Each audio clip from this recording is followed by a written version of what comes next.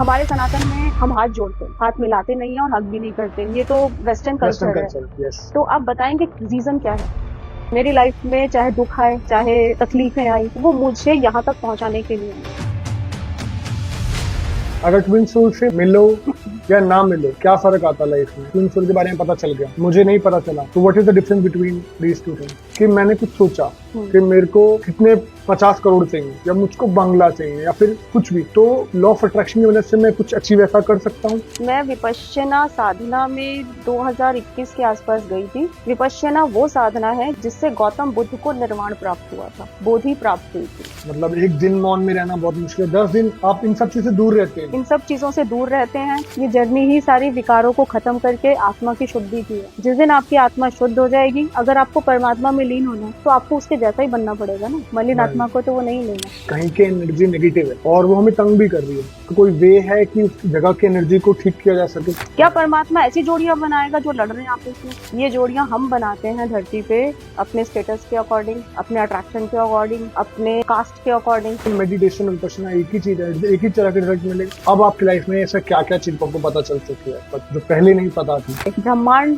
कौन सी भाषा समझता है? आप और मैं हिंदी में बात कर रहे हैं, किसी से आप इंग्लिश में या फ्रेंच में बात करें, लेकिन ब्रह्मांड कौन सी भाषा समझता है?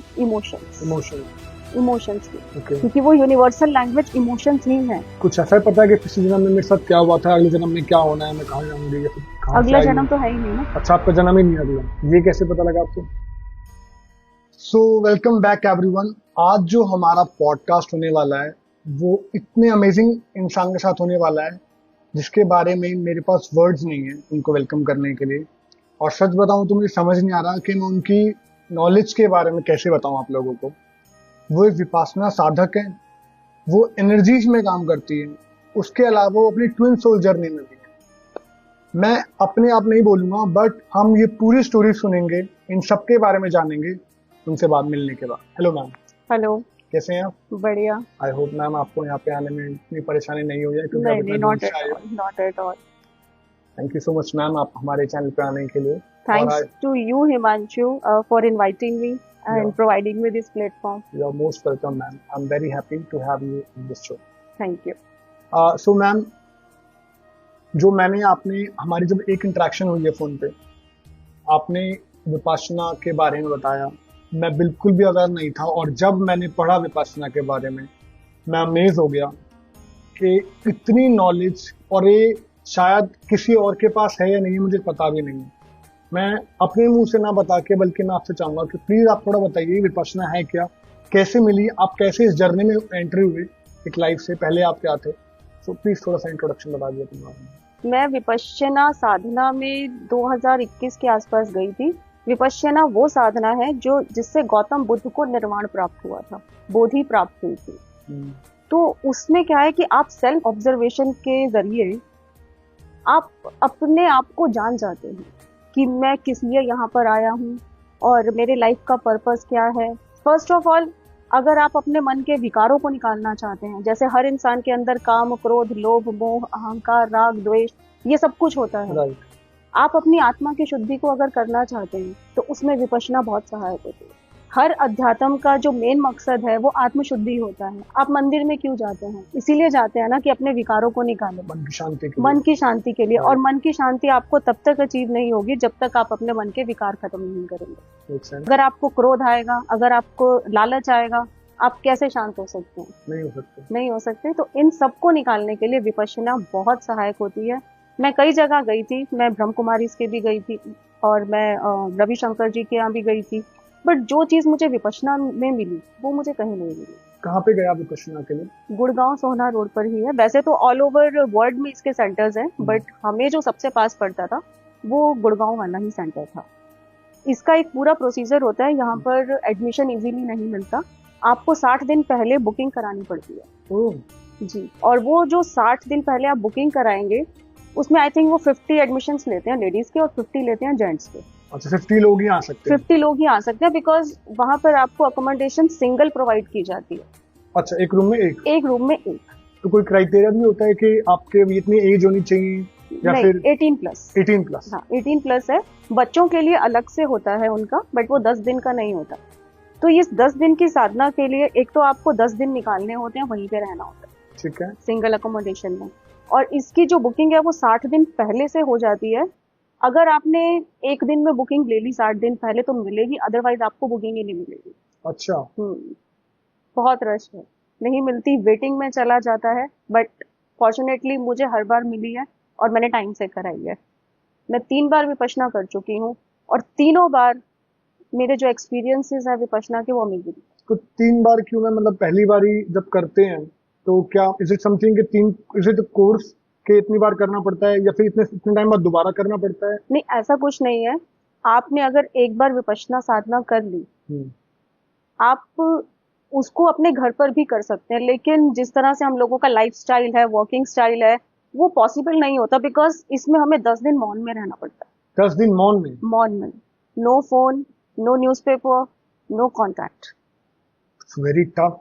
मतलब एक दिन मौन में रहना बहुत मुश्किल है, 10 दिन आप इन सब चीज से दूर रहते हैं? इन सब चीजों से दूर रहते हैं, किसी से बोलते बात भी नहीं है? नहीं बोलते भी तो नहीं। हाउ डू यू मैनेज कभी कुछ खाना, क्योंकि आप किसी और की प्लेस पे हो, तो खाने के लिए, वॉशरूम के लिए, मतलब मल्टीपल मतलब चीजें हैं। आपको जो है एक सिंगल अकोमोडेशन प्रोवाइड की जाती है विद Okay. अटैच बाथरूम, और खाने के लिए पहले से इंस्ट्रक्शन हो जाती है कि इतने बजे वहां बेल बजती है, आप जाते हैं। हम्म, आप आपके सिटिंग नंबर्स लिखे हैं रूम नंबर के हिसाब से। ओके।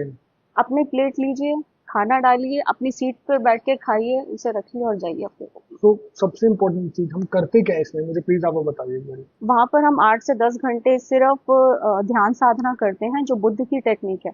एक्चुअली इसमें जो हमारी बॉडी होती है, हम अपनी बॉडी को ऑब्जर्व करते हैं कि हमारी बॉडी जो है ना वो कितनी ज्यादा एटम से और न्यूट्रॉन से बनी होती है। अगर आपने बॉडी साइंस पढ़ी होगी तो एक क्वांटम फिजिक्स है। Absolutely, yes, हम हमारे यहाँ। एक इलेक्ट्रोमैग्नेटिक फील्ड अपने चारों तरफ करेक्ट होती है हमारे आसपास होती है।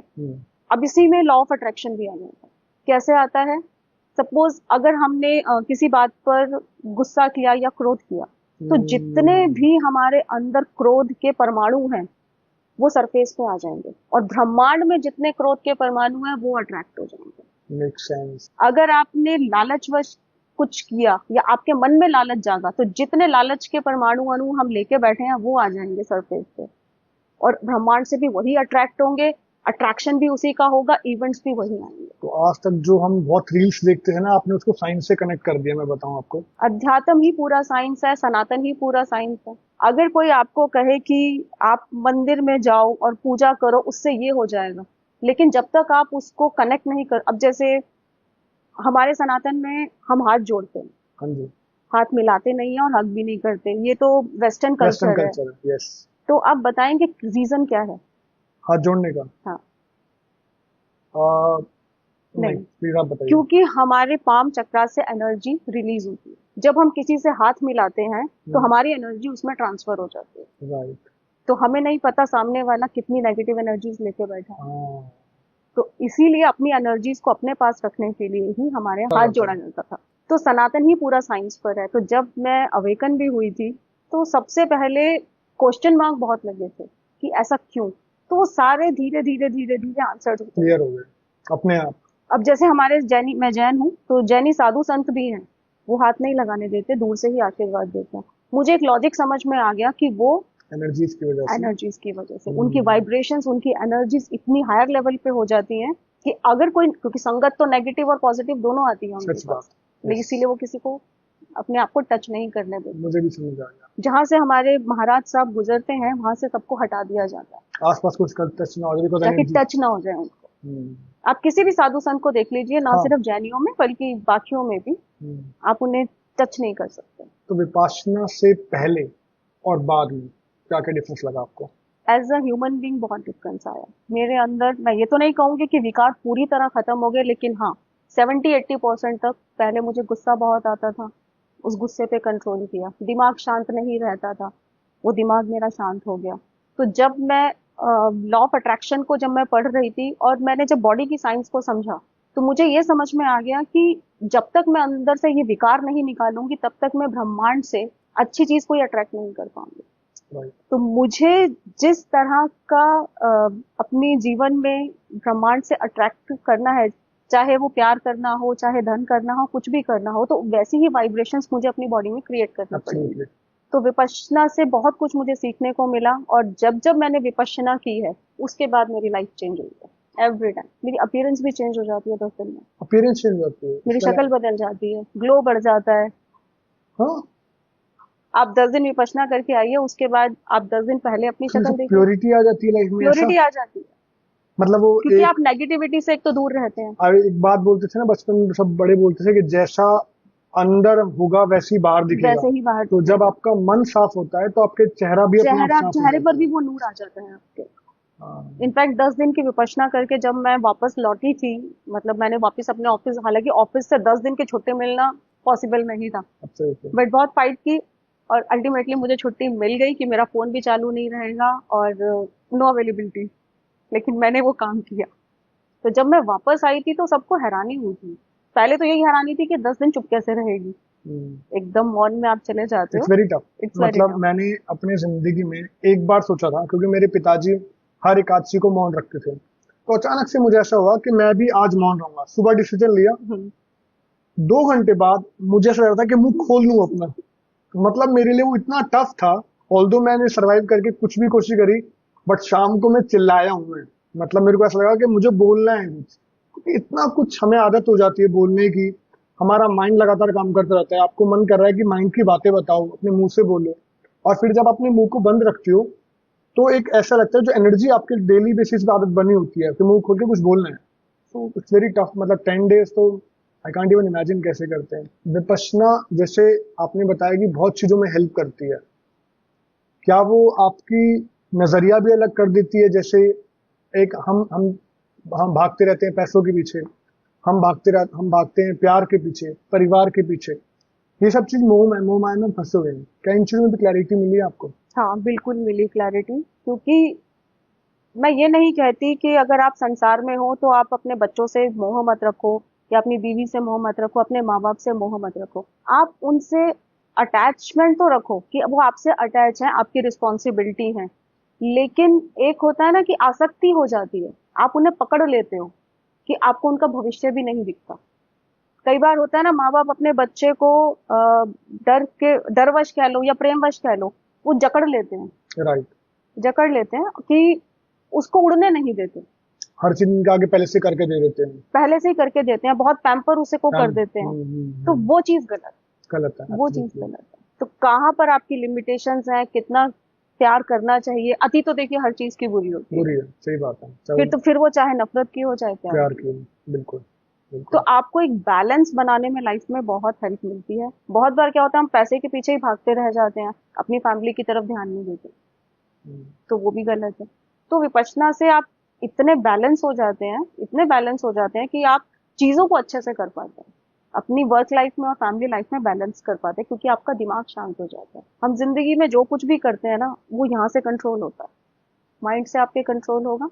तो जब यही शांत होगा तो आप बेटर डिसीजंस ले पाएंगे। तो ये सब चीजें में रिजल्ट होता है मेडिटेशन के लिए भी। लोग मेडिटेशन करते हैं, क्या ये सेम मेडिटेशन और विपश्यना एक ही चीज है, एक ही तरह का रिजल्ट मिलेगा? एक्चुअली विपश्यना भी एक मेडिटेशन ही है। मोस्टली मेडिटेशन जो विपश्यना से पहले मैंने यूट्यूब पे भी देखी थी और लोगों से भी सुनी थी, वो एक ही ध्यान बताते थे कि यहाँ पर कॉन्सेंट्रेट करो, जिससे भी है, या सांसों पर ध्यान दो। राइट। सांसों पर ध्यान देते देते, हालांकि सांसों पर ध्यान देना चाहिए, लेकिन जब हमने सांसों पर ध्यान दिया, यहाँ पर भी 3.5 दिन जो है आनापानी कराते हैं, सांसों पर ही ध्यान देना होता है।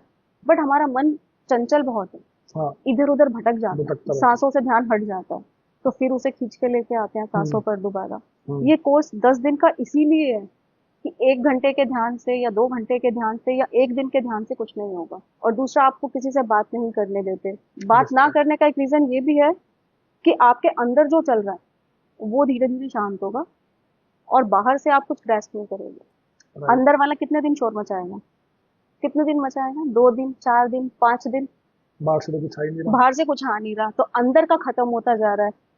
तो ऑटोमेटिकली 5वें 6ठे दिन जाके आप शांत हो जाते, और 10वें दिन तो इतने शांत हो जाते हो कि बोलने में प्रॉब्लम होती है। राइट। कि हमसे कोई बोले ना। इवन जब मैं वापस आई थी, मुझे था 10 दिन इतना चुप रह ली थी कि 11वें 12वें दिन मुझे था मुझे कोई बुलाए ना। टफ हो जाएगा। बोलना टफ हो जाएगा आपके लिए। तो मैम हमारी एक बात और हुई थी ट्विन फ्लेम के बारे में। जी। मैं सच में ये जानना चाहूंगा, जो आपने मुझे बताया था कि हम, क्या ये मेरी लर्निंग सही है? तो हर किसी की एक आत्मा होती है, बट ट्विन फ्लेम ऐसा है जहाँ पे एक ही, दो जिस्म है बट एक आत्मा है। बिल्कुल, ये बिल्कुल सही है कि ट्विन फ्लेम वो होते हैं जिन जो सोल लेवल पर एक ही होते हैं।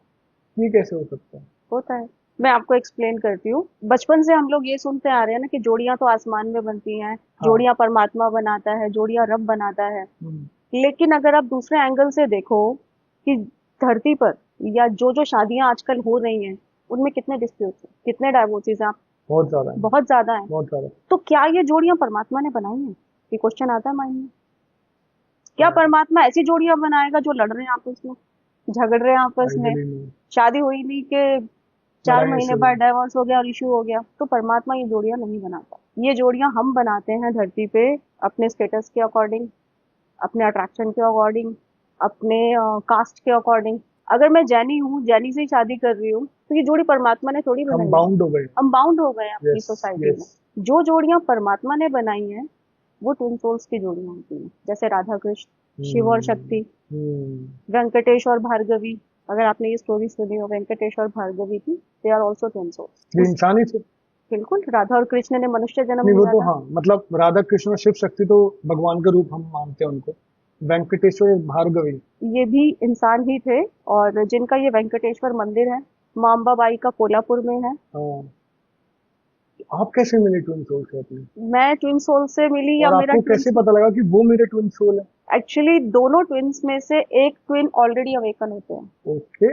जी। जब दो लोग ट्विन सोल जर्नी में होते हैं, वैसे जर्नी तो देखिए जब से हम पैदा होते हैं ना हमारी तब तभी से से शुरू स्टार्ट हो। हो जाती है। यस। एक मतलब एक सर्च थी मुझे बचपन से ही।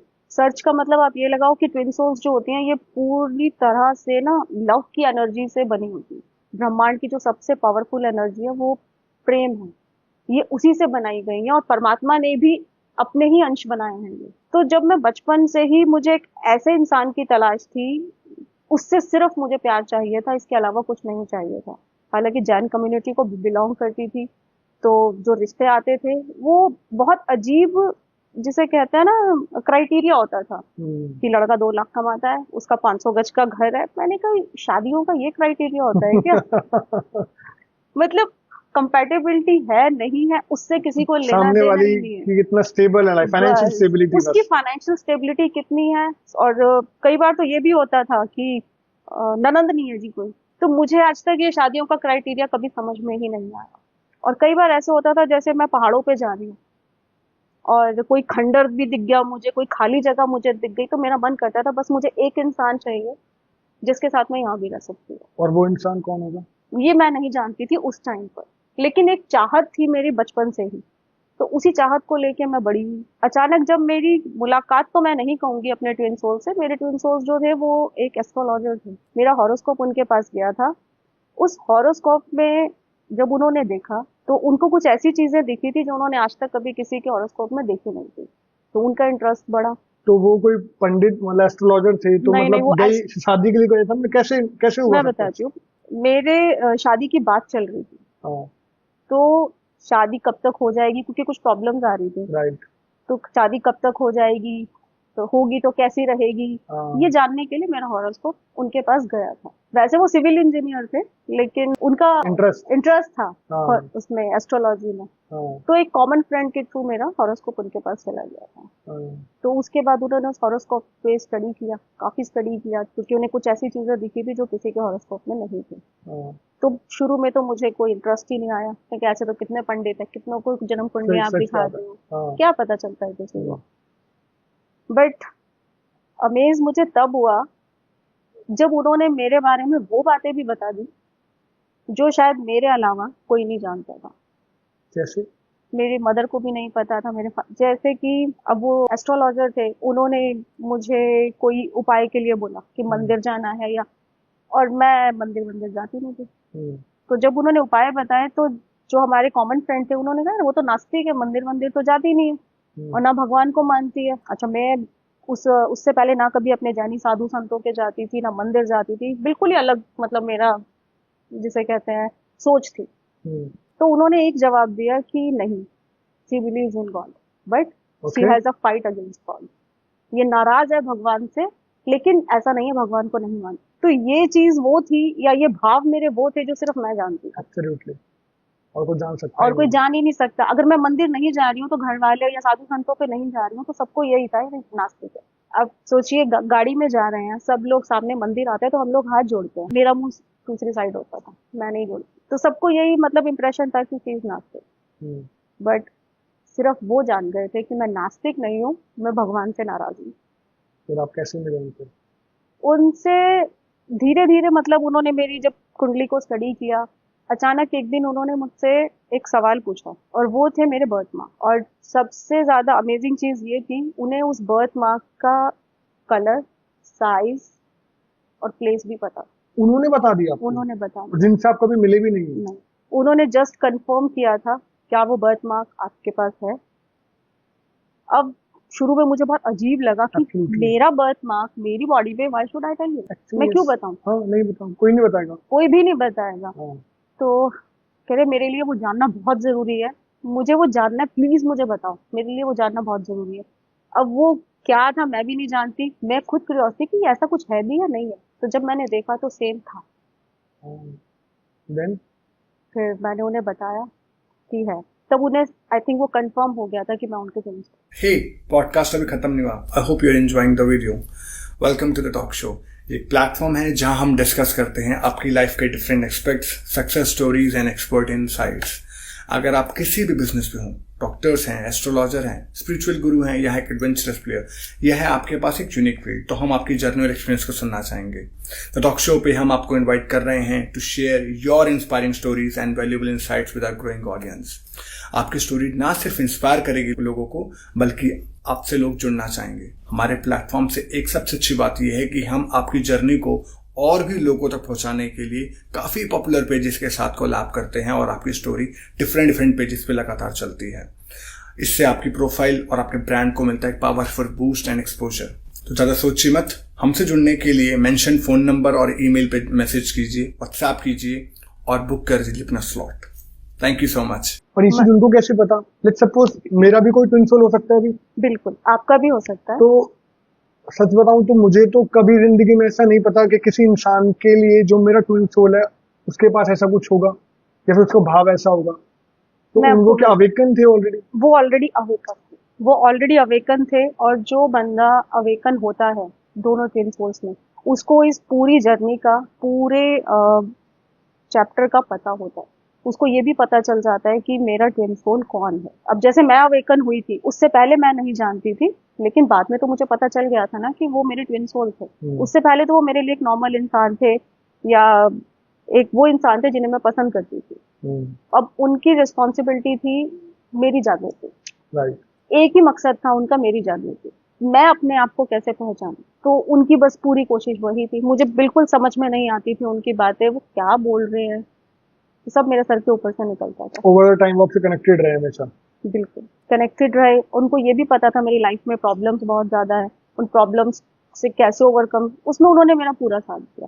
क्योंकि वो इंसान थे जिनको मुझे कुछ बताने की जरूरत ही नहीं है, वो ऑलरेडी सब कुछ जानते थे। उनको सब पता था कि क्या इसकी लाइफ की प्रॉब्लम्स है, कहाँ पर इसको साथ की जरूरत है। तो उन्होंने वो सब किया, लेकिन अल्टीमेटली उन्होंने मुझ में इतना कॉन्फिडेंस भर दिया कि तुमसे ऊपर कुछ भी नहीं है। तो जब उन्होंने आपको आपकी अवेकन कर दिया, आप भी अवेकन है राइट? अब मैं उस टाइम पर नहीं थी, लेकिन yes, now I am awaken. तो नाउ अब आपकी लाइफ में ऐसा क्या क्या चीज आपको पता चल चुकी है पर जो पहले नहीं पता थी? पहले मुझे बहुत सारी चीजें उनके बारे में भी नहीं पता थी, क्योंकि जब जैसे मैं उनसे मिलने के लिए बोलती थी या जो भी था, वो क्यों कर रहे हैं इन सब चीजों को, क्यों मेरे ऊपर इतना कॉन्सेंट्रेट कर रहे हैं, जबकि बदले में ना तो वो मुझसे कोई फीस ले रहे थे, ना पैसे ले रहे थे, ना मुझसे कभी आके मिल रहे थे। तो उन्होंने कहा मुझे आदेश है। तो मुझे समझ ही नहीं आया उनको आदेश दिया किसने है, नहीं पता था। लेकिन अब मैं जानती हूँ वो आदेश किसका था। किसका? बताऊंगी। Okay. उनकी वो आदेश किसका था उन्हें, क्योंकि बाद में वो चीज मेरे सामने भी आ गई। Okay. तो वो इस तरह, मतलब मेरे से एक निस्वार्थ प्रेम जो होता है ना, जो हर कोई ढूंढता है, उस इंसान ने मुझसे वो किया था जो आपसे आपकी ट्विन सोल ही कर सकती है। उन्हें बदले में कुछ भी नहीं चाहिए था। कभी आप मिले वैसे उनसे? नहीं मिले। कभी नहीं मिले? अगर ट्विन सोल से मिलो या ना मिलो, क्या फर्क आता लाइफ में? मतलब आपके ट्विन सोल के बारे में पता चल गया, मुझे नहीं पता चला, तो what is the difference between these two things? जब तक आप ट्विन सोल से नहीं मिलते ना, तो आपके हार्ट में या लाइफ में एक वैक्यूम रहता है, एक खालीपन रहता है। बेशक आपके कितने भी फ्रेंड्स हैं, आपकी कितनी भी गर्लफ्रेंड्स हैं, आपके फैमिली में कितने भी लोग हैं, लेकिन कोई एक ऐसा नहीं है जो आपको कंप्लीट करता हो। एक वैक्यूम रहता ही रहता है। उनसे मिलने से पहले वो एक वैक्यूम था, उसके बाद वो 10-11 साल मेरी लाइफ में रहे, मेरी जर्नी में रहे, और मुझे गाइड किया उन्होंने। गाइड सिर्फ मेरे अच्छे के लिए किया, मुझे अपवर्ड ले जाने के लिए किया, लेकिन अपने प्यार से उन्होंने वो जो एक खालीपन, एक वैक्यूम था, उसको भी फिल किया। तो आज वो है या नहीं है, मुझे उससे कोई मतलब गिला नहीं है, क्योंकि मैं जानती हूँ कि ट्विन सोल आपस में कनेक्टेड है, बिकॉज बहुत बार मैं उनको अपने अंदर फील कर चुकी। तो प्रीति जी, मतलब जैसे आपको उन्होंने बताया, आपको कभी डाउट नहीं हुआ कि ये एक्चुअली मेरी ट्विन सोल ही है, या फिर क्योंकि आजकल डाउट पहले आता है लाइफ में, राइट? मतलब मुझे कोई मेरे बारे में बताएगा, मैं सबसे पहले डाउट करूंगा कि क्या उसने मेरी कोई फोटो देख ली, या फिर क्या उसने ऐसी चीज पता, बिकॉज एआई का टाइम आ चुका है। आपको वो कभी लगा नहीं क्या एक्चुअली मेरी ट्विन सोल है या कोई और तो नहीं है? एक्चुअली ट्विन जब वो मेरे पास मेरी लाइफ में थे या मुझसे मिले थे, मुझे ट्विन सोल का टीवी नहीं पता था कि ट्विन सोल कुछ होती भी है। मेरे लिए बस वो एक ऐसे इंसान थे जो मुझे समझते थे। और हर कोई एक ऐसे ही इंसान की शायद तलाश में होता है कि जो उसे समझ सके, उसे सपोर्ट कर सके, उसको अपलिफ्ट कर सके। ठीक है, मुझे ये तब पता चला जब मेरी खुद की अवेकनिंग हुई। मेरी खुद की अवेकनिंग इसी लॉकडाउन में 2020 में हुई थी। Then I came to know कि he is my twin soul, और मैं इस जर्नी में हूँ। उस टाइम पर मेरा कुंडलिनी जागरण हुआ था। कुंडलिनी मतलब चक्रा? सारे चक्रा, ओके। मेरे सारे चक्रास ओपन हो गए थे, मेरा कुंडलिनी जागरण हो गया था, और मैं ब्रह्मांड से कनेक्ट हो गई। तो जब मैं ब्रह्मांड से, यूनिवर्स से कनेक्ट हुई, तो मेरे पास सारे मैसेजेस आ गए। एक्चुअली उससे पहले मैं एक अपने क्वेश्चन की सर्च में थी। I lost my father in 2018 and I lost my mother in 2011। Sorry to hear that. उसके अलावा मैं अनमैरिड थी और कोई मतलब बच्चा नहीं था। उसके बाद फिर मेरी सिस्टर थी, वो अब्रॉड में सेटल थी। तो मुझे समझ ही नहीं आ रहा था व्हाई आई एम हियर। बहुत लॉस्ट लग रहा है सच बताऊं तो ना, कि मैं इस दुनिया में हूँ किस लिए। राइट। अगर मैं खाली कुछ पैसे कमाने के लिए हूँ या जॉब करने के लिए या बिजनेस करने के लिए, तो वो पैसा भी मैं किसके लिए कमाऊं? सच बात है। Why I am here. तो आफ्टर लॉस माय फादर, मैं इसी क्वेश्चन को ढूंढ रही थी कि मेरे को अपना धरती पे कोई पर्पस नजर ही नहीं आ रहा था रहने का। आप किसके लिए जीते हो? कोई कुछ भी नहीं था मेरे पास। उस क्वेश्चन की सर्च में जब मैं निकली सोचती रही किस लिए हूँ, डेली ये क्वेश्चन मेरे माइंड में घूमता रहता था। उसके आई थिंक 6-8 महीने बाद लॉकडाउन लग गया। घर पे मैं बिल्कुल अकेली और बिल्कुल खाली थी। अब कुछ समझ ही नहीं आ रहा था क्या करूं। आपको याद होगा लॉकडाउन में रामायण रिपीट हुई थी। हुई थी। जिस वक्त ये रामायण आती थी ना, मैं बहुत छोटी थी। 1990 एब्सोल्युटली मैं बहुत छोटी थी। तो एक होता ना कि वो रामायण मैंने अपने पेरेंट्स के साथ, अपनी फैमिली के साथ देखी थी। तो एक मैं कनेक्ट हो गई थी कि यार मेरे बचपन का दोबारा से देखो। उसको देखते देखते जब वो लव कुश का पार्ट आया था, मैं माता सीता से कनेक्ट हो गई। जब लव कुश ने एक पूरी रामायण गाई थी ना, जिसमें वो माता सीता के बारे में बताते हैं कि वो किस तरह से वनवास में है, उसको सुनते मैं बहुत ज्यादा माता सीता से इमोशनली अटैच हो गई थी। इतनी अटैच हो गई थी कि मैं 2 दिन तक रोती रही थी। मुझे खुद नहीं समझ में आ रहा था कि मुझे क्या हो रहा है। उस मन को शांत करने के लिए मैं मेडिटेशन में बैठी थी, क्योंकि घर पे और तो कोई था नहीं। तो मैं मेडिटेशन में बैठी, 1 दिन बैठी, 2 दिन बैठी, थोड़ा सा मन शांत हुआ, फिर मुझे अच्छा लगने लगा। 10-15 दिन, 20 दिन बाद अचानक से मेरी कुंडलिनी जागृत हो। मुझे कुछ समझ नहीं आया मेरे साथ क्या हो रहा है। कैसा एक्सपीरियंस था वो जब जागृत हुआ? Completely lost. क्योंकि मैं ना तो इन जिसे कहते हैं प्रैक्टिसेस में थी, ना पूजा पाठ में थी, ना साधु संतों के जाती थी, कुछ नहीं करती थी। तो मेरा कांटेक्ट भी किसी से नहीं था। तो जब वो कुंडलिनी जागृत हुई, तो हमारे यहाँ क्या नेगेटिविटी ज्यादा है। तो मुझे ऐसे ही लगा यार कुछ ठीक नहीं हुआ मेरे साथ। ओके। कि कुछ ठीक नहीं हुआ है और कुछ प्रॉब्लम। लेकिन अब लॉकडाउन था ना, तो मैं जा सकती थी ना किसी को बुला सकती थी। अब करती तो करती क्या। एक दिन हुआ, 2 दिन हुआ, मैं उसी जोन में थी। मैं एक अजीब से नशे में चली गई थी।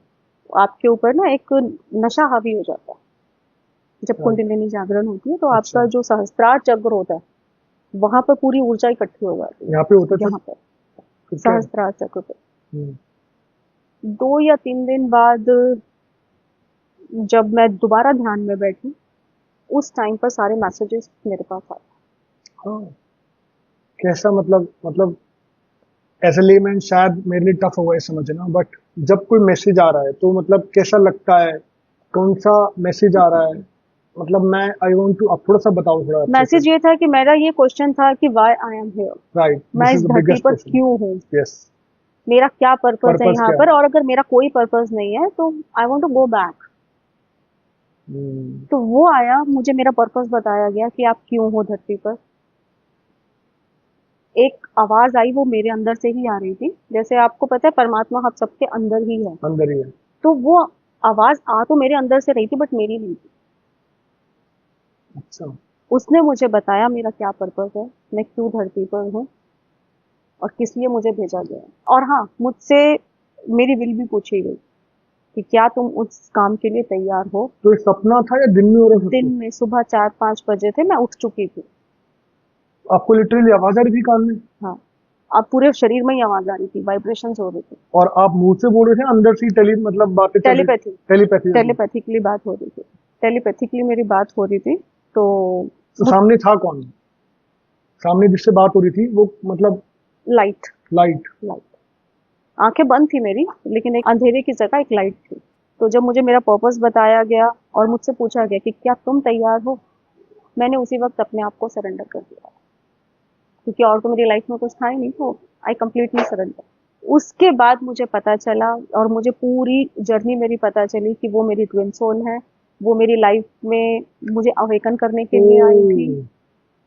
उनका और मेरा क्या कनेक्शन है, क्यों वो इतने सालों तक मेरे सामने नहीं आए थे, कैसे उन्हें वियोग का या कह लो सेपरेशन का पहले से ही पता था कि सेपरेट होंगे, और क्यों मैं उनसे अलग होने के बावजूद उन्हीं को फील करती थी, उनको ही अपने अंदर महसूस करती थी।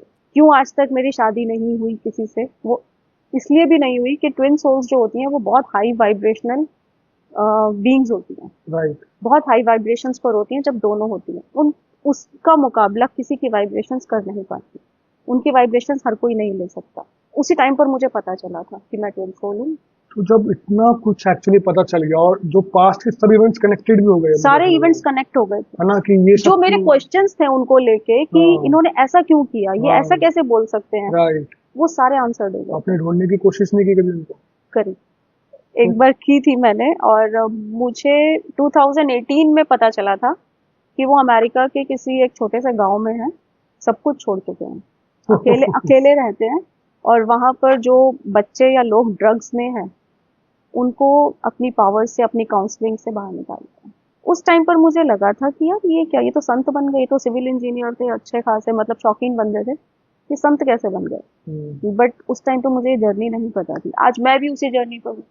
इस जर्नी पे चलने के बाद मतलब अवेकन होना शायद ये हेल्प करी कि आप पैसों के पीछे भागना बंद कर देगा आदमी, या फिर किसी और चीज के पीछे, तो क्या हुआ, मतलब भगवान की तरफ ज्यादा मन लग गया, या फिर ये लग गया कि भाई सब कुछ बेकार है और सिर्फ प्रभु या भगवान ही एक ही चीज होती है? नहीं, दो चीजें अमेजिंग हुई। एक तो जुड़वा आत्मा और परमात्मा, इससे ज्यादा प्यार आपको कोई नहीं कर सकता। जुड़वा आत्मा और परमात्मा, क्योंकि अल्टीमेटली जुड़वा आत्माओं का जो गोल होता है वो आपस में मर्ज होके उस परमात्मा में मिलना होता है, तो अल्टीमेट गोल हमारा वही है। राइट।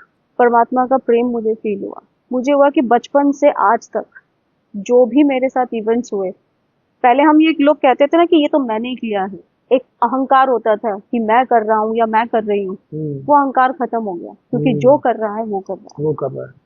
हम सिर्फ साधक है, हम सिर्फ कठपुतलियां हैं जिसकी डोर ऊपर वाले के हाथ में। आनंद फिल्म का बहुत अच्छा डायलॉग है, और ये मैंने सच होते हुए देखा कि मेरी लाइफ में चाहे दुख आए, चाहे तकलीफें आई, वो मुझे यहाँ तक पहुंचाने के लिए आई। वो क्वेश्चन ही खत्म हो गए ना, वो नाराजगी जो मेरी उससे थी वो खत्म हो गई।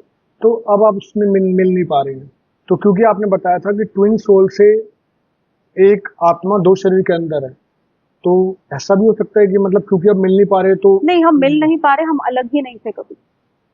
अच्छा। हम कभी अलग ही नहीं थे। अभी आप जो मेरे से बात कर रहे हैं वो फिजिकल लेवल पे कर रहे हैं कि फिजिकली हम नहीं मिले। मिले तो फिजिकल लेवल पे हम 11 साल पहले भी नहीं थे, तब भी आत्मा ही तो कनेक्ट हुई थी ना एक दूसरे से। आज भी वो आत्मा ही कनेक्टेड है। कनेक्टेड है। जिस वक्त मेरी अवेकनिंग हुई थी, मेरी टेलीपैथी हुई थी उनके साथ। अभी भी क्या आप बात कर सकते हो जब चाहते हो, या फिर वो चाहते हैं तो ऐसा भी होता है क्या? उस टाइम पर मेरी जो कुंडलिनी थी वो सहस्त्रार पर थी, लेकिन कुंडलिनी हमेशा सहस्त्रार पर नहीं बैठी रहती, वो मूव आपको एनर्जी करती रहती है। अब उस टाइम पर क्या था, जब कुंडलिनी जागृत होती है तब आपके ऊपर एक बहुत बड़ी रिस्पॉन्सिबिलिटी आ जाती है। उस टाइम पर मैं उस रिस्पॉन्सिबिलिटी के लिए तैयार नहीं थी, क्योंकि मैं खुद विकारों से ग्रस्त थी। मुझे पता है मेरे अंदर कमियां हैं। हम दुनिया को बोले ना बोले, लेकिन हर इंसान जानता है उसके अंदर कमियां क्या है। तो सबसे पहले मेरा ये था कि मैं इन विकारों को, जिस दिन ये विकार खत्म हो गए, वापस से हम लोग वैसे ही कनेक्ट हो जाते हैं। ये जर्नी ही सारी विकारों को खत्म करके आत्मा की शुद्धि की है। जिस दिन आपकी आत्मा शुद्ध हो जाएगी, अगर आपको परमात्मा में लीन होना है तो आपको उसके जैसा ही बनना पड़ेगा ना। मलिन आत्मा को तो वो नहीं लेना, और ट्विन सोल भी मुझे वही मिलेगा। तो क्योंकि अब आपका व्यू अलग हो चुका है, आपका पर्सपेक्टिव अलग हो चुका है देखने का, आप दूसरों को देख के क्या उनके बारे में कुछ बता सकते हो कि आपको ये करना चाहिए, गाइड कर देते हो? बिल्कुल, मैं लाइफ कोच हूँ और मैं दूसरों की प्रॉब्लम्स के बहुत डीप में जाके उनकी प्रॉब्लम्स के सॉल्यूशंस दे देती हूँ, और एक न्यूमरोलॉजिस्ट भी हूँ, तो उनको गाइड कर सकती हूँ कि उन्हें क्या करना चाहिए लाइफ में और क्या नहीं करना चाहिए। एनर्जीज से कनेक्टेड हूँ तो पॉजिटिव और नेगेटिव एनर्जीज को पहचान जाती हूँ। किसी जगह की एनर्जी अगर बहुत नेगेटिव होगी, किसी इंसान की एनर्जी नेगेटिव होगी, तो मैं वहां पे ज्यादा देर नहीं रुक पाऊंगी। हालांकि मेरा किसी इंसान से कुछ प्रॉब्लम भी नहीं होगी, लेकिन अगर मुझे उसकी एनर्जी नेगेटिव रही तो वो मेरे सराउंडिंग्स में वो अगर होगा तो मुझे प्रॉब्लम हो जाती है। तो जो हम इन चीजों के बारे में बात करते हैं, आप अवेकन होते हो, आप भगवान में लीन होते हो, ये सब इसलिए करते हो ताकि आप इस चक्रव्यूह से या फिर इस मोह माया से अलग होना चाहते हो, और आप चाहते हो कि मेरे धरती में जन्म ही ना हो। इसको कोई कैसे अचीव कर सकता है? इसको आप एक जन्म में नहीं, आपको कई जन्म लगते हैं अचीव करने में। आप ये देखिए कि एक साधु संत को या एक सिद्ध पुरुष को जो चीज 50-60 साल की तपस्या के बाद मिलती है, बीइंग अ ट्विन सोल, या वो हमें बाय गॉड गिफ्ट में मिलती है। एक्चुअली एक साधु को अगर मोक्ष प्राप्त करना है, या बुद्ध ने भी जब मोक्ष प्राप्त किया था, बोधि प्राप्त की थी, तो वो अपना घर बार बीवी बच्चे छोड़कर चले गए थे। उसके बाद ही उन्होंने, क्योंकि हर तरह का मोह उन्होंने और संसार त्याग दिया था।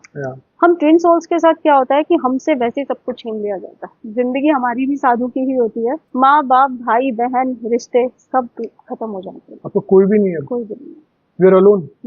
कोई रिलेशनशिप भी नहीं होता, कोई शादी नहीं होती। तो आपके परिवार में आपके अलावा आपका कोई नहीं है? मेरी सिस्टर है, लेकिन वो तो अब्रॉड रहती है। मतलब आप अकेले रहती हैं? मैं अकेले रहती तो हूँ। कैसे सरवाइव करना टफ नहीं हो जाता फिर? वो है ना साथ में। कोई भी प्रॉब्लम होती है, क्योंकि आप गॉड से इतना कनेक्ट हो जाते हो। आपने ये भी सुना होगा, जिसका कोई नहीं होता उसका परमात्मा होता है। मेरे को एक ऐसा इंसिडेंट आपसे जानना है कि मतलब आपको लगा हो कि मुझे आज हेल्प चाहिए, जैसे हम जनरली क्या करते हैं, हम सीधा फोन करते हैं अपने लोगों को। ऐसा एक इंसिडेंट नहीं है, ऐसा तो मेरे पास बहुत सारे इंसिडेंट है और बचपन से है। बताइए सबसे जो आपके दिल के बहुत करीब है, जो सबसे पहले आपको याद आए। सबसे पहले तो सबसे टफ मेरे लिए सिचुएशन थी जब मेरे फादर को ब्रेन स्ट्रोक हुआ था और वो पैरालाइज थे। वो 3 साल तक पैरालाइज मतलब रहे थे। उनके 2 ऑपरेशन हुए थे, तो दोनों आर्टरीज में स्टंट डले थे। जब मेरे फादर धीरे धीरे ना कोमा में चले गए। अब आप सोचिए कि जॉब भी नहीं थी मेरे पास, कोई हेल्पिंग हैंड भी नहीं था, कुछ भी नहीं था, और फादर कोमा में जा रहे हैं, तो उन्हें मैं कैसे संभालती? बिल्कुल, बहुत टफ। कोई मैन पावर भी नहीं थी, कोई फैमिली हेल्प नहीं थी। उस टाइम पर मैं आई थिंक अपनी बालकनी में खड़ी हुई थी, और मैंने गॉड से बस एक ही चीज कही थी कि या तो इन्हें मुक्ति दो, या मुझे इतना सक्षम कर दो कि जितना टाइम भी ये कोमा में है मैं इन्हें मिल जाऊं। क्योंकि कोमा में या वेंटिलेटर पे आप खुद सोचिए पर डे का क्या कॉस्ट, एक्सपेंसिव है, बहुत एक्सपेंसिव है। और उस टाइम पर जहाँ मेरे पास जॉब भी नहीं है, मैं रेंट पर रह रही हूँ। मैंने दोनों ऑप्शंस, मतलब जिसे कहते हैं ना कि ऊपर वाले को दिए, कि मैंने मतलब हार नहीं मानी थी और ना मैंने बैक ऑफ किया था, कि मैं करने को तैयार हूँ, लेकिन मुझे वो ताकत दो, मुझे वो सक्षमता दो कि मैं वो खर्चा उठा पता पाऊँ, भी होना चाहिए, एग्जैक्टली, बिल्कुल। कि मैं वो कर पाऊँ। हम्म, मुझे रास्ता दो, या फिर मुझे रास्ता दो कि करूँ क्या, हम्म। या फिर आप देखो। तो आई थिंक 24 घंटे भी नहीं लगे, क्या हुआ था? फादर चले गए। तो उसकी यही मर्जी है। एक और छोटा सा इंसिडेंट था। मैं अपने कुछ फ्रेंड्स के साथ गाड़ी में जा रही थी, हम्म, बहुत धूप हो रही थी। आपको पता है जैसे 11-12 बजे का टाइम होता है तो एक साइड धूप आती है, एक साइड नहीं आती है कार में अगर आप बैठे हो तो। हम्म, तो मैं कुछ सामान लेने के लिए नीचे उतरी। हम्म, मेरी साइड पे धूप नहीं थी, जबकि हम्म, दूसरी साइड पर थी। तो मैं कुछ सामान लेने के लिए नीचे उतरी। तो जब तक मैं वापस आई, मैंने देखा कि सीट चेंज हो गई है। जो मेरी छांव वाली सीट थी, वहां पर वो लोग बैठ गए और मुझे उधर बिठा दिया। हम्म, मुझे बुरा लगा। हम्म। मैं होती तो शायद मैं ऐसा कभी नहीं करती, क्योंकि अगर वो धूप तुम्हारे लिए है तो मेरे लिए भी है। उन्होंने सोचा कि धूप में वो आके बैठ वो जाएगी। बैठ जाएगी। मैं कोई बात नहीं, मैं बैठ गई। हालांकि मुझे बहुत दुख हुआ। किससे कहती? उसको बोला कि अब तेरी मर्जी, तेरी यही मर्जी है। तो विद इन 5 मिनट्स धूप खत्म, मौसम चेंज, आंधी तूफान बारिश हो गई, धूप गायब हो गई। पूरे रास्ते मौसम इतना सुहाना कि धूप का नामो निशान नहीं, बादल ही बादल। और भी बहुत इंसिडेंट है, जितने सुना उतना कम है। तो जब हमारे चक्रास अवेक हुए, मतलब जब तक जब चक्रा अवेक हो जाते हैं तो आई गेस 5-7 चक्रा होते हैं 7 हमारे चक्रा शरीर में, होते हैं। और 7 के 7 अवेक हो जाते हैं। मेरे साथ हुए थे। वैसे मोस्टली जब आप चक्रों पर ध्यान लगाते हो, जिस चक्र पर आप ध्यान लगाओगे, कईयों के सारे नहीं होते, हम्म। कोई कोई चक्र अवेक होता है। तो क्या मेरे साथों ओपन हो गई। हे, पॉडकास्ट अभी खत्म नहीं हुआ। I hope you are enjoying the video. Welcome to the talk show. ये प्लेटफॉर्म है जहां हम डिस्कस करते हैं आपकी लाइफ के different aspects, success stories and expert insights. अगर आप किसी भी बिजनेस पे हों, डॉक्टर्स हैं, एस्ट्रोलॉजर हैं, स्पिरिचुअल गुरु हैं या एक एडवेंचरस प्लेयर, यह है आपके पास एक यूनिक फील्ड, तो हम आपकी जर्नी और एक्सपीरियंस को सुनना चाहेंगे। तो टॉक शो पे हम आपको इनवाइट कर रहे हैं to share your inspiring stories and valuable insights with our growing audience. आपकी स्टोरी ना सिर्फ इंस्पायर करेगी लोगों को, बल्कि आपसे लोग जुड़ना चाहेंगे। हमारे प्लेटफॉर्म से एक सबसे अच्छी बात यह है कि हम आपकी जर्नी को और भी लोगों तक पहुंचाने के लिए काफी पॉपुलर पेजेस के साथ कोलैब करते हैं और आपकी स्टोरी डिफरेंट पेजेस पे लगातार चलती है। इससे आपकी प्रोफाइल और आपके ब्रांड को मिलता है पावरफुल बूस्ट एंड एक्सपोजर। तो ज्यादा सोचिए मत, हमसे जुड़ने के लिए मेंशन फोन नंबर और ईमेल पे मैसेज कीजिए, व्हाट्सएप कीजिए और बुक कर दीजिए अपना slot. Thank you so much. कुछ ऐसा ही पता है कि पिछले जन्म में मेरे साथ क्या हुआ था, अगले जन्म में क्या होना है, मैं कहाँ जाऊंगी, या फिर कहाँ से अगला आई जन्म हूँ? तो है ही नहीं ना। अच्छा, आपका जन्म ही नहीं है अगला? ये कैसे पता लगा आपको? एक ना सोल की कॉलिंग होती है। जब मैं छोटी थी तो लोग जैसे बोलते हैं ना कि अगले जन्म में तो मुझे चिड़िया बना देना, मैं आसमान में उड़ जाऊं अगले जन्म। तो मेरे से जब भी पूछा जाता था तो मेरे मन से यही निकलता, मुझे अगला जन्म मिलना ही नहीं, मैं दोबारा पैदा होना ही नहीं उसमें से। हाँ। तो क्यों निकलता था मुझे भी नहीं पता। एक इंट्यूशन कह लो, या अंदर की जो आवाज होती है ना, आत्मा आपकी सब कुछ जानती है। उस पर से जो मोह भंग हो रहे हैं, रिश्ते खत्म हो रहे हैं, जितने भी मेरे कार्मिक्स थे वो एक एक करके सब जा रहे हैं। तभी तो मैं आज अकेले हूँ ना। तो जब उस पथ पर मैं आ गई तो मैं जानती। और दूसरा, ट्विन सोल ने मेरे साथ जन्म लिया। ओके। तो जब ट्विन सोल्स आप मतलब धरती पर एक साथ जन्म लेती हैं तो वो एक खास पर्पस से धरती पर आती हैं। ट्विन सोल्स का जन्म सिर्फ जन कल्याण के लिए होता है। वो अपने लिए तो यहाँ कुछ, मतलब एक दूसरे के लिए तो होती है, लेकिन अपने लिए कुछ नहीं करती है, वो दूसरों के लिए करती है। They are meant for others. तो ट्विन सोल सबकी होती है? सबकी होती है, लेकिन धरती पर जन्म एक साथ बहुत रेयर केस में होता है। वो किसी स्पेशल पर्पस के लिए होता है। धरती के अलावा और कहाँ जन्म होगा? आपने वेदों पुराणों में सुना होगा ना कि धरती लोक के अलावा, सॉरी, पृथ्वी हाँ। लोक के अलावा नाग लोक है, इंद्र लोक है, गोलोक है। सुने हैं ये सुने सारे हैं, लोक। हाँ, तो ये हाँ। धरती से अलग लोक, मल्टीवर्स। मल्टीवर्स, मल्टी यूनिवर्स आप कह सकते हो उसको। तो एक सोल अगर धरती पर है तो दूसरी सोल किसी और लोक में हो सकती। तो जब वो दोनों सोल एक ही जगह पे होंगी तो जब ही वो आपका- दोनों सोल एक ही लेवल पर होंगी, सबसे हायर लेवल पे हाँ, मर्ज होंगी, तो वो परमात्मा में लीन हो जाएंगे। और इस जन्म मरण के साइकिल से निकल जाएंगे। लाइफ और डेथ साइकिल से वो निकल जाएंगी, दोबारा जन्म नहीं लेंगी। इन सोल जर्नी, इसीलिए मैंने कहा कि ये सोल प्यूरिफिकेशन की है, क्योंकि मैं सोल की प्यूरिफिकेशन ही ढूंढ रही थी। लोग ज्यादातर मैंने देखा अध्यात्म में जाते हैं या इसमें स्पिरिचुअलिटी में जाते हैं, वो शक्तियां प्राप्त करने के लिए जाते हैं, हमें ये शक्ति मिल जाए, हमें वो शक्ति मिल जाए। मेरा फोकस सोल की प्यूरिफिकेशन पे था कि मेरी आत्मा की शुद्धि हो जाए। तो इतनी अवेकनिंग के बाद आप लॉ ऑफ अट्रैक्शन को कैसे देखते हैं? लॉ ऑफ अट्रैक्शन को मैं ऐसे देखती हूँ कि ब्रह्मांड में सब कुछ पहले से विराजमान है। लॉ ऑफ अट्रैक्शन यही कहता है ना कि सब कुछ आपके यूनिवर्स में मतलब है, ऑलरेडी है, लेकिन सिर्फ आपको अट्रैक्ट करना है। अब आप वहां से अट्रैक्ट वही करोगे जो आप हो। करेक्ट। अगर आप अपने मन में ये सोच लोगे या ये फील करोगे, ब्रह्मांड कौन सी भाषा समझता है? आप और मैं हिंदी में बात कर रहे हैं, किसी से आप इंग्लिश में या फ्रेंच में बात करेंगे अपनी, लेकिन ब्रह्मांड कौन सी भाषा समझता है? इमोशंस। इमोशंस की, क्योंकि वो यूनिवर्सल लैंग्वेज इमोशंस ही है। अब सपोज दुख है, तो दुख में चाहे इंडियन हो, चाहे फ्रेंच हो, चाहे जानवर हो, कोई भी हो, सबको रोना ही आएगा ना। तो वो इमोशंस है। ब्रह्मांड आपके सिर्फ इमोशन समझता है। आप किसी साउथ अफ्रीकन को ले लो, चाहे किसी ऑस्ट्रेलियन को ले लो, हिंदू को ले लो, मुस्लिम को ले लो, किसी भी कास्ट वाले को ले लो, जानवर को किसी जानवर को ले लो, बोलता भी नहीं है, बट उसके इमोशन सबके होते हैं। अगर दुख होगा तो वो रोएगा। तो ये यूनिवर्सल लैंग्वेज है। अगर आपको परमात्मा तक कोई बात पहुंचानी है, यूनिवर्स तक कोई बात पहुंचानी है, तो वो सिर्फ आपके इमोशंस है और कुछ भी नहीं। आप मुंह से कुछ भी बोलो, अंदर आप क्या फील कर रहे हो यही वहां जाएगा। तो जब तक आप उस चीज को फील नहीं करेंगे, अब एक तरफ मैं लॉ ऑफ अट्रैक्शन, कई लोग कहते हैं हम लॉ ऑफ अट्रैक्शन लगा रहे हैं, हमारा लग नहीं रहा।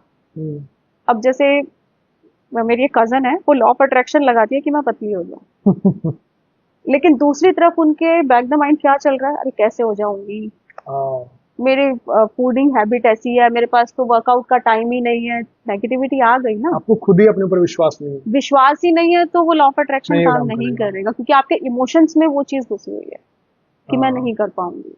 कॉन्फिडेंस नहीं है आपको उस चीज पे। अब आप भगवान से भी जब आप जाते हो और कहते हो कि मेरा ये काम बना देना या कर देना, उसमें कितना विश्वास होता? नहीं होता। उसमें लालच ज्यादा होता है, मेरा काम बन गया तो मैं प्रसाद चढ़ाऊंगा यही होता है ना। हाँ, ऐसे ही होता है। आपके भाव तो नहीं है उसमें, वो तो सौदा कर रहे हो आप भगवान। वो गलत है। तो लॉ ऑफ अट्रैक्शन आपके भावों पर डिपेंड करता है। जैसी आपकी एनर्जी होगी, जैसी आपकी वाइब्रेशन होगी, वैसे ही आप चीजें अट्रैक्ट करोगे। इससे हम कुछ भी मांग सकते हैं लॉ ऑफ अट्रैक्शन। बिल्कुल। अगर मान लो कि मैंने कुछ सोचा कि मेरे को कितने 50 करोड़ चाहिए, या मुझको बंगला चाहिए, या फिर कुछ भी, तो लॉ ऑफ अट्रैक्शन की वजह से मैं कुछ अचीव ऐसा कर सकता हूँ? बिल्कुल कर सकते हो। उस तरह के आपको अपने अंदर भाव जागृत करने की और विश्वास रखना है। विश्वास आप ब्रह्मांड पे करो या परमात्मा पे करो, एक ही बात है। श्रद्धा और सब्र, दो चीजें ही तो मांगता है परमात्मा। श्रद्धा और सब्र दोनों होने चाहिए। आपको टाइमली, या तो आप उसको टाइम बताओ कि मुझे इतने टाइम तक। एक्चुअल में क्या है, जो हमारे यहाँ का टाइम है और जो दूसरे लोग का टाइम है, उसमें डिफरेंस है।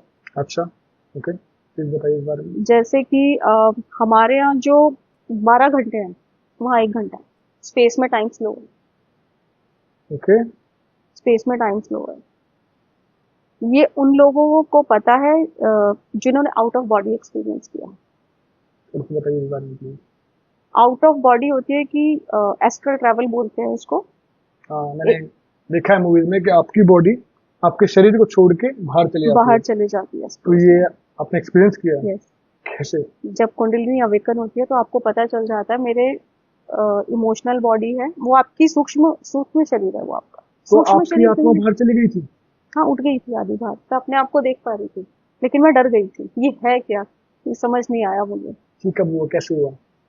ये तभी हुआ था जब मुझे पता चला था कि मैं ट्विन सोल हूँ। जब मैं कनेक्ट हुई थी ब्रह्मांड से, फिर तो सारा ब्रह्मांड ही मेरा था ना, मैं उसी का पार्ट बन गई थी। मैंने आउट ऑफ बॉडी एक्सपीरियंस किया था जब मैं अपनी बॉडी से आधी बाहर निकल गई थी, और जब मैंने पीछे मुड़कर देखा तो मैं लेटी हुई थी। कोई चीज कितने कंट्रोल में होती है आपके? उस वक्त मेरे कंट्रोल में कुछ भी नहीं था, क्योंकि कुंडलिनी जो एनर्जी थी वो अपने आप काम कर रही थी। नए नए एक्सपीरियंसेस हुए थे मुझे। अब है कुछ? हाँ, अभी भी होते हैं। अब भी होते हैं।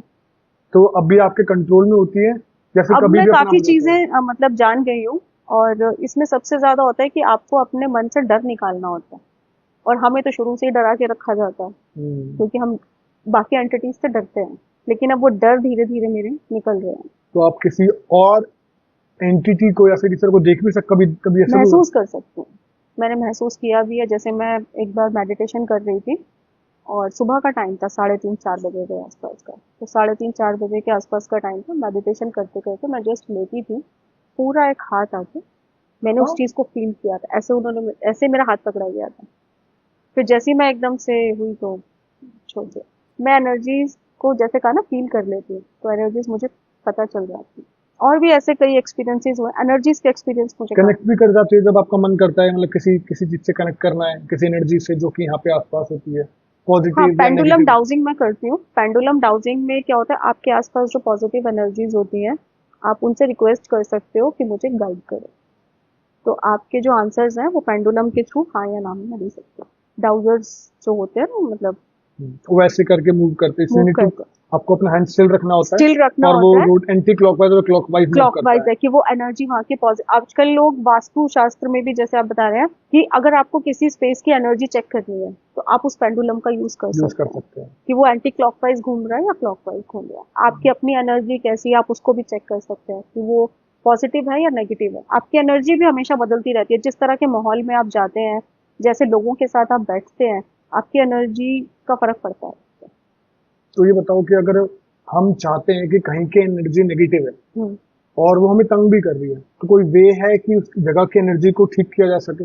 बिल्कुल है, उसके वेज यही होते हैं कि अब जैसे मेन तो ये होता है अगर आप शिफ्ट कर दो, नहीं तो उस जगह पर अगर सूरज की किरण पड़ जाती है। मतलब वो कैसे पड़ सकती है? जैसे मान लो आपका घर अंदर है, जैसे अब मेरी जो सूरज की किरण आएगी मेरी वो बालकनी में ज्यादा आती है, बट वो कमरे के अंदर किचन में या फिर कहीं और नहीं, बाथरूम में नहीं आ सकती। कोई और तरीका हो सकता है इसके अलावा? फिर तो जैसे हमारे पुराने जमाने में या शास्त्रों में था यज्ञ और हवन, उसी से शुद्धि हो सकती है। प्लस आप जब भी आपको वाटर थेरेपी का भी पता होगा, वाटर थेरेपी मतलब पानी में मेमोरी होती है। हाँ, पानी की मेमोरी होती पानी है। की मेमोरी होती है। आप जब भी कोई मतलब पानी है उसको आप मंत्र से, जो भी हमारे गायत्री मंत्र हो गए, जैसे मैं जानी हूँ तो नमोकार मंत्र हो गया, आप पानी को उससे शुद्ध करके सारे घर में छिड़क दीजिए। पूजा पाठ हवन अगर आपके घर में होते रहेंगे तो वो नेगेटिव एनर्जी जाती रहेगी धीरे धीरे। Thank you so much ma'am, इतनी ज्यादा इंटरेस्टिंग बातें और इतनी ज्यादा नॉलेजफुल इंसान के लिए आई एम ग्रेटफुल कि मुझे आपसे एक्चुअली इतने टॉपिक्स को टच करने का मौका मिला। और आई एम श्योर कि जो व्यूअर्स हैं उनको भी चीजें देखने को मिलेंगी और वो फील कर पाएंगी कि कितना कुछ है इस लाइफ में जो हम मिस कर रहे हैं ऑलरेडी, और जिस चीज के पीछे हम भाग रहे हैं वो कितनी सही है कितनी गलत है, ये मैं उन पे छोड़ूंगा। But I really want to say thank you so much again, once again. Thank you so much.